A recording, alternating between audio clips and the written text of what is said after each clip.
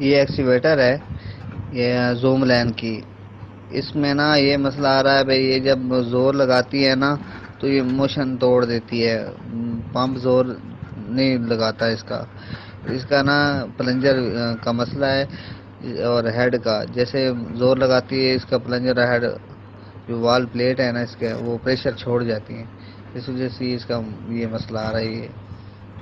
इसका ये मसला, इसका पंप खोलना है अभी।